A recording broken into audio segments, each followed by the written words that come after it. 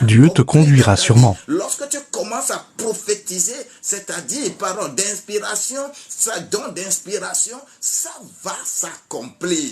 Lorsque tu vas commencer à parler en langue, ça sort de ta bouche. Tu communiques avec Dieu. Lorsque tu vas commencer à interpréter ces langues,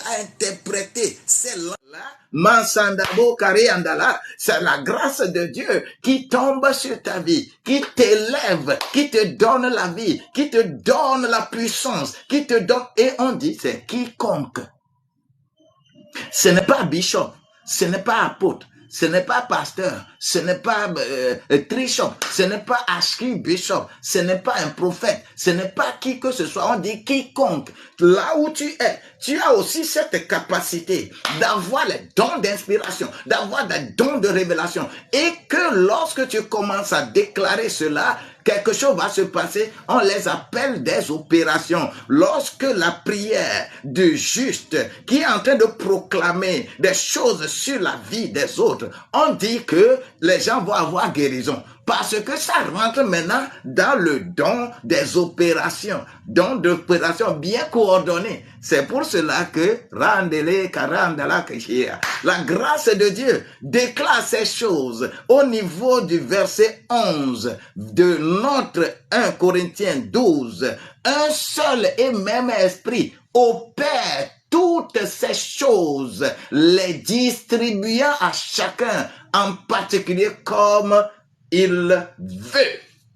Dis Amen, Amen et Amen. Quelqu'un a besoin de recevoir sa grâce. La grâce de Dieu demeure dans ma vie et cette grâce-là va faire en sorte que les dons-là, l'exploitation des dons spirituels va constituer quelque chose d'intéressant pour ma vie. Et quand j'avance, la grâce de Dieu va être avec moi pour que ce qui va se passer demain, on va me les révéler. On va me les révéler. Et c'est pas sagesse que je les regarde. C'est pas sagesse que je vois. C'est pas connaissance que je vois. Et c'est pas discernement des esprits que je vois ça. Cela veut dire que j'ai les dons de révélation. Les paroles de connaissance sortiront de ma bouche.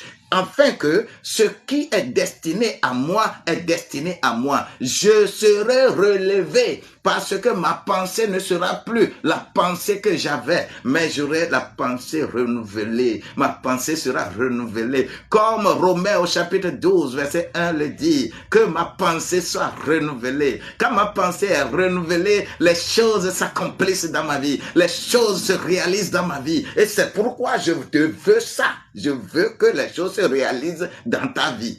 Que tu sois autonome et que tu ne cherches pas nécessairement à ce qu'un prophète prie pour toi, un pasteur prie pour toi, quelqu'un prie pour toi. Parce que fais cet exercice, tu n'en as pas besoin. Parce que c'est quiconque, on dit que quiconque croit et se laisse baptiser, on lui a donné le pouvoir sur les serpents, les scorpions. Voici les signes qui les accompagneront. Tu vas tenir le serpent ne va rien faire. Tu vas piétiner les scorpions ne vont rien faire. Tu vas boire même des breuvages mortels, ça ne te fera pas du mal. Les gens peuvent se lever contre toi, les esprits peuvent se lever contre toi, mais tu es vainqueur. Parce que tu as ce qu'on appelle les dons. Les dons là sont bien coordonnés en toi. Les dons sont coordonnés. C'est pourquoi on te demande d'avoir impérativement le Saint-Esprit. C'est le Saint-Esprit qui te donne tout cela. Administré par Jésus. Opéré par Dieu. Dieu le Père, Dieu le Fils, Dieu le Saint-Esprit. Ce n'est pas de différentes entités, mais c'est la nature de chacun en moi qui correspond à ce qu'on appelle mon corps, mon âme et mon esprit. Mon corps, je suis à l'image de Dieu. Je vais ressembler Dieu. C'est ça mon âme.